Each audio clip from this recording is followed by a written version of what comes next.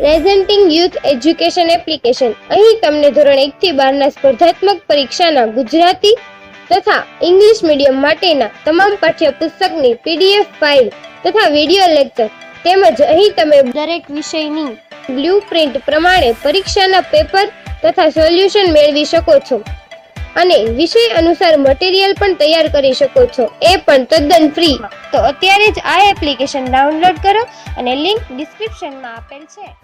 નમસ્કાર વિદ્યાર્થી મિત્રો, હું છું DA પંપાણિયા અને આપ અમારી ચેનલ ઉપર જોઈ રહ્યા છો ધોરણ 11 વિષય છે ભૂગોળ અને પ્રકરણ નંબર છે 5 ભૂમિખંડો અને મહાસાગરો. પહેલા જ વિભાગની અંદર આપણે ભૂમિખંડ કોને કહેવાય અને મહાસાગર કોને કહેવાય એ અંગેની ચર્ચાઓ થઈ અને મહાસાગર કઈ રીતે અસ્તિત્વમાં આવ્યા, ભૂમિખંડો કઈ રીતે અસ્તિત્વમાં આવ્યા, એના 3 પેટા વિભાગ પાડ્યા છે. પ્રથમ શ્રેણીના ભૂમિ સ્વરૂપો, દ્વિતીય શ્રેણીના ભૂમિ સ્વરૂપો અને તૃતીય શ્રેણીના ભૂમિ સ્વરૂપો. તો આ રીતે એને 3 વિભાગની અંદર આપણે પરફેક્ટ માહિતી જે આપી અને એને આધારેથી આપણને ખ્યાલ આવ્યો હોય. હવે આજે આ વિભાગની અંદર આપણે વિભાગ 2માં આપણે જોવાનું છે ભૂમિખંડો અને મહાસાગરની લાક્ષણિકતા.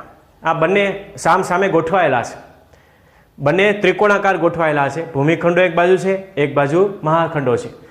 મિત્રો, પૃથ્વી એક ગ્રહ એવો છે કે જેની અંદર 71% ભાગની અંદર પાણી આવેલું છે અને 29% વિસ્તાર એવો છે કે જેની અંદર જમીન આવેલી છે. તો આ જમીન ખંડો અને ભૂમિખંડો અને મહાસાગરો આ બંને જે સામસામે ગોઠવાયેલા છે એ બંનેની કેટલીક લાક્ષણિકતાઓ છે. કેટલા ટકા ભાગની અંદર પાણી આવેલું છે, કેટલા ટકા ભાગની અંદર જમીન આવેલી છે, કયા વિસ્તારને ઉત્તર ગોળાર્ધ કહેવામાં આવે, કયા વિસ્તારને દક્ષિણ ગોળાર્ધ કહેવામાં આવે છે, કયા વિસ્તારને જળ ગોળાર્ધ કહેવામાં આવે છે, કયા વિસ્તારને સ્થળ ગોળાર્ધ તરીકે ઓળખવામાં આવે છે. તો એ અંગેની ચર્ચાઓ આવો આ પાઠની અંદર આપણે કરીએ. તો શરૂઆત કરીએ આપણે એની લાક્ષણિકતાઓની, ભૂમિખંડો અને મહાસાગરોની લાક્ષણિકતા. પહેલું કે પૃથ્વીનું કુલ જે ક્ષેત્રફળ છે એ કુલ ક્ષેત્રફળ 50.68 કરોડ ચોરસ કિલોમીટર છે. યાદ રાખજો, પૃથ્વીનું કુલ ક્ષેત્રફળ છે 50.68 કરોડ ચોરસ કિલોમીટર આવેલું છે અને તેમાંથી 36.30 કરોડ ચોરસ કિલોમીટર સમુદ્ર અને મહાસાગરો આવેલા છે, જે જલાવરણ તરીકે ઓળખવામાં આવે છે. એટલે કે જલાવરણનો જે આખો હિસ્સો છે એટલે કે સમુદ્ર અને મહાસાગરો આવેલા છે કે જે 36.60% એટલે 60 કરોડ ચોરસ કિલોમીટર સુધીનો વિસ્તાર એને આપણે મહાસાગરો અને જલાવરણ તરીકે ઓળખવામાં આવે છે. અને એ છે 71% ભાગની અંદર પૃથ્વીની અંદર પાણી આવેલું છે. એટલે કે એ પછી મહાસાગરો આવે, સમુદ્ર આવે, ટૂંકમાં જે પાણીવાળો વિસ્તાર છે એ બધો જ 71% ભાગની અંદર પૃથ્વીની અંદર પાણી આવેલું છે. અને એમાંથી 29% ભાગ એવો છે કે જેને આપણે જમીન ખંડો તરીકે ઓળખવામાં આવે છે. એ 29% વિસ્તાર એવો છે કે જેને આપણે જમીન ખંડો કહેવામાં આવે છે. હવે આ જમીન ખંડો અને મહાસાગરો બંને એકબીજાની સામસામે ગોઠવાયેલા છે, જે આપણે ત્રિકોણાકાર તરીકે તેને ઓળખવામાં આવે છે. તો કુલ ક્ષેત્રફળમાંથી મિત્રો આટલા વિસ્તારની અંદર એટલે કે જમીનનો આખો જે પૃથ્વીનો ગોળો છે, આ પૃથ્વીના ગોળામાંથી તમે ઉપરથી સેટેલાઇટ દ્વારા એની જે તસવીરો લેવામાં આવી છે એ સેટેલાઇટની તસવીરોના આધારે પણ એની અંદર નીલ વર્ણો એટલે કે પાણીનો જે કલર છે સ્કાય બ્લુ કલરનો આખો એક વિસ્તાર એ પૃથ્વીના સેટેલાઇટ દ્વારા આપણે જોઈ શકાય છે. તો ઘણો બધો ભાગ એવો છે, 4 મહાસાગરો એની ઉપર આવેલા છે: પેસિફિક મહાસાગર, હિન્દ મહાસાગર, આર્કટિક મહાસાગર અને એટલાન્ટિક મહાસાગર.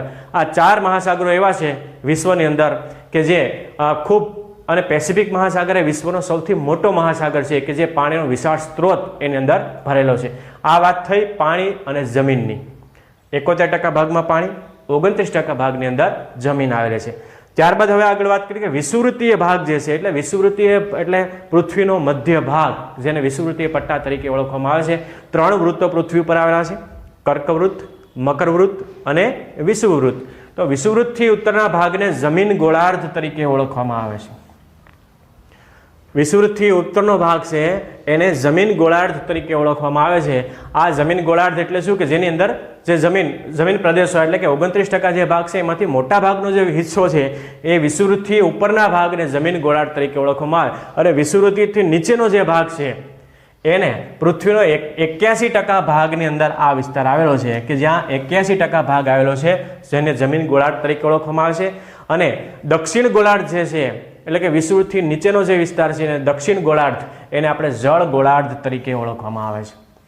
દક્ષિણ વિસ્તાર એ કયો થયો તો જળ ગોળાર્ધ તરીકે ઓળખવામાં આવે છે કે જ્યાં 71% ભાગની અંદર જે પાણીનો વિસ્તાર છે મોટો, એમાંથી એને આપણે એ દક્ષિણ ગોળાર્ધને જળ ગોળાર્ધ, ઉત્તર ગોળાર્ધને શું કહેવામાં આવે છે જમીન ગોળાર્ધ, એટલે કે આ જમીન ગોળાર્ધ અને આ જળ ગોળાર્ધ. જમીન ગોળાર્ધ અને જળ ગોળાર્ધ એટલે કે જ્યાં જમીન ગોળાર્ધ એટલે કે જે આપણે મનુષ્ય એટલે આની અંદર જે મોટા ભાગના વિશ્વના જે આપણા ખંડો છે એ 7 ખંડો, એમાંથી મોટા ભાગના દેશો એ જમીન ગોળાર્ધની અંદર સમાવેશ થઈ જાય છે. એમાં એશિયાની આવે, અમેરિકાના આવે, ઘણા બધા એ ખંડો છે કે જેનો સમાવેશ, એના મોટા ભાગના દેશો એ જમીન ગોળાર્ધની અંદર એનો સમાવેશ થાય છે. ત્યારબાદ પૃથ્વીના 81% ભાગની અંદર તે આવેલા છે અને દક્ષિણ ગોળાર્ધને જળ ગોળાર્ધ તરીકે ઓળખવામાં આવે છે. દક્ષિણ ગોળાર્ધની અંદર એટલા બધા દેશો નથી આવેલા, જે મોટો ભાગ આખો એવો છે કે જ્યાં સમુદ્ર અને મહાસાગરોથી ઘેરાયેલો છે, માટે એનું નામ ભૂગોળ વેતાઓએ જળ ગોળાર્ધ એવા શબ્દથી ઓળખવામાં આવે છે. આ વાત થઈ કે જ્યાં 90.5% પાણી આવેલું છે. કેટલું પાણી છે?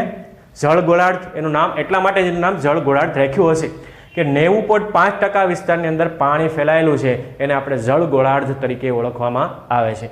બીજી વાત થઈ ઉત્તર ગોળાર્ધમાં, જે ઉત્તર ગોળાર્ધ છે એની અંદર 20 અક્ષાંશથી 70 અક્ષાંશ સુધી અને 70 થી 80 અક્ષાંશ સુધી જમીનની અધિકતા ફેલાયેલી છે. એટલે કે જમીન જે છે એ અધિકતા ફેલાય, એટલે 20 થી આપણે લઈ અને 70 અક્ષાંશ સુધી, એમાં 70 થી 80 સુધી એટલે કે જમીનની અધિકતા જે છે એ ફેલાયેલી છે. અક્ષાંશ અને રેખાંશ તમને ખ્યાલ છે કે જે પૃથ્વીની અંદર આવેલી જે આડી રેખાઓ છે કે જેને આપણે અક્ષાંશ તરીકે ઓળખવામાં આવે છે. એટલે આ 20 ઉત્તર અક્ષાંશથી લઈ અને 70 ઉત્તર અક્ષાંશ સુધી એટલે કે જે બે ભાગ છે કે જેની અંદર જમીનની અધિકતા, એટલે કે ત્યાં જમીન મોટા ભાગ, અધિકતા એટલે શું કે વધારે પડતી જમીન ત્યાં આવેલી છે. કયા વિસ્તારની અંદર અધિક જમીન આવેલી છે તો કે 20 થી લઈને 70 સુધીનો જે ગાળો છે, એટલે કે આ જે અક્ષાંશ વૃત્તો છે એ અક્ષાંશ વૃત્તો અને 70 થી 80 સુધીના જે આ ગાળાઓ છે કે જેની અંદર જમીનની અધિકતા આવેલા.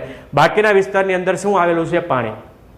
મોટા ભાગ એ પછી 5 થી લઈને 10 સુધીના હોય, 20 સુધીના હોય, પછી 70 થી લઈને 80, અહીંયા 70 થી 80 કીધું 90 સુધીનું હોય. બંને સાઈડ ઉત્તર ધ્રુવ અને દક્ષિણ ધ્રુવ એ બંનેની અંદર એટલે કે પાણી એ મોટા ભાગના વિસ્તારની અંદર પાણી, અને બંને ધ્રુવો તરફ આપણે જોઈએ તો ઉત્તર ધ્રુવ અને દક્ષિણ ધ્રુવ એ પણ આખો ત્યાં જમીન વિસ્તાર નથી પણ પાણીથી છવાયેલો વિસ્તાર એ રહેલો છે, તો એને આપણે એ રીતે ઓળખવામાં આવે છે. તો આ વાત થઈ મિત્રો જમીન ગોળાર્ધ અને જળ ગોળાર્ધની. ત્યારબાદ આપણે વાત કરીએ તો ભૂમિખંડો અને મહાસાગરો છે ત્રિકોણાકારે ગોઠવાયેલા છે. મેં તમને વાત કરી કે એક બાજુ જમીન ખંડો છે અને બીજી બાજુ છે મહાસાગરો છે. આ છે જમીન ખંડો છે અને આ છે મહાસાગરો છે. બંને ત્રિકોણાકારે ગોઠવાયેલા છે. જમીન ખંડો અને મહાસાગરો બંનેની લાક્ષણિકતા એ છે કે મહાસાગરો દક્ષિણમાં પહોળા છે. મહાસાગરો જેમ જાય એમ દક્ષિણની અંદર એ પહોળા થાય. મહાસાગરોની ખાસિયત એક છે કે આપણે માની લો કે ભારતની અંદર આપણે વાત કરીએ કે ભારત અહીંયા હિન્દ મહાસાગર શરૂ થાય છે, ભારત પૂરું થાય પછી તમે જુઓ તો હિન્દ મહાસાગર, એના પછીના જે વિસ્તારો છે એ આપણે જળ ગોળાર્ધ તરીકે ઓળખવામાં આવે છે. તો જળ ગોળાર્ધ તરીકે એટલે મહાસાગરો છે દક્ષિણની અંદર, જેમ દક્ષિણની અંદર જાય તેમ એની સાઇઝ છે પહોળી છે. અને બીજી બાબત જમીન ખંડો ઉત્તરની અંદર પહોળા છે.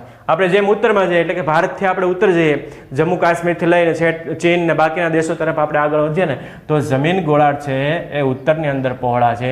એટલે કે આ આપણે શ્રીલંકા છે, શ્રીલંકાથી આપણે આગળ જઈએ તેમ ભારતની પહોળાઈ જેમ વધે છે એમ વિશ્વ આખાની અંદર જમીન ગોળાર્ધની પહોળાઈ છે એ વધતી જાય છે. એટલે કે જમીન ગોળાર્ધ ઉત્તરની અંદર પહોળા છે અને મહાસાગરો છે એ દક્ષિણની અંદર પહોળા છે. ટૂંકમાં બંને ત્રિકોણાકારે ગોઠવાયેલા છે અને બંનેની આ ખાસિયતો છે, આ લાક્ષણિકતાઓ છે. તો મિત્રો આટલી વાત એ ખ્યાલ આવ્યો તમને કે જે પૃથ્વીનો કુલ ક્ષેત્રફળ છે એમાં 50.68 કરોડ ચોરસ કિલોમીટરની માંથી 36.60 કરોડ ચોરસ કિલોમીટર સમુદ્રો અને મહાસાગરો આવેલા છે. એટલે મોટો ભાગ આપણે જોઈએ ને વિદ્યાર્થીઓ તો એને આપણે ટકાવારીની દ્રષ્ટિએ વર્ગીકરણ કરીએ તો 71% ભાગની અંદર પાણી આવેલું છે અને 29% ભાગ એવો છે કે જ્યાં જમીન વિસ્તાર આવેલો છે. તો આ થઈ વિદ્યાર્થીઓ ભૂમિખંડો અને મહાસાગરોની લાક્ષણિકતાઓ. આ લાક્ષણિકતાના આધારે તમને ખ્યાલ આવે કે કયા વિસ્તાર, હવે પૃથ્વીનો તમે જોશો ખ્યાલ આવશે તમને, પૃથ્વીનો આખો નકશો તમે જો તો દક્ષિણ ભાગ તરફ આપણે જઈએ એમ જમીન ખંડો એ સાંકડા થતા જશે અને ઉત્તર ભાગ તરફ જઈએ એમ જમીન ખંડો છે પહોળા થતા જશે. એ જ રીતે આપણે મહાસાગરોની વાત કરીએ તો મહાસાગરો છે એ દક્ષિણની અંદર પહોળા છે અને ઉત્તરની અંદર એ સાંકડા થતા જશે. એટલે આ એની કેટલીક લાક્ષણિકતાઓ આવેલી છે. તો આટલી વાત વિદ્યાર્થીઓ રાખીએ છીએ આપણે. કે આજે આપણે જે લાક્ષણિકતાની વાત કરી ભૂમિખંડો અને મહાસાગરોની લાક્ષણિકતાઓ, આવી કેટલીક બાબતોની અંગે પુસ્તકની અંદર પણ તમને ડિટેલની અંદર એની આંકડાકીય માહિતી આપેલી છે. આપ એનું સર્વે કરી લેજો અને એમાંથી કોઈ મુદ્દો આપણે જાણીએ છીએ કે ભાઈ પરીક્ષાની અંદર કયા મુદ્દા મહત્વના છે, તો આ ખાસ 71% ભાગની અંદર પાણી આવેલું છે, 29% ભાગની અંદર જમીન આવેલી છે. બીજું, કયા ગોળાર્ધને જમીન ગોળાર્ધ અને કયા ગોળાર્ધને જળ ગોળાર્ધ તરીકે ઓળખવામાં આવે છે, આવા પ્રશ્ન પૂછાય. બીજું, પૃથ્વીનું કુલ ક્ષેત્રફળ કેટલું છે, તો એ 50.68 કરોડ ચોરસ કિલોમીટર આવેલું છે, આવા પ્રશ્નો પૂછાય. બીજું, મહાસાગરો અને જમીન ખંડો બંને દક્ષિણ અને ઉત્તરની અંદર કઈ રીતે ગોઠવાયેલા, તો ત્રિકોણાકારે ગોઠવાયેલા છે અને બંનેની આ આપણે જે ચર્ચાઓ કરીએ.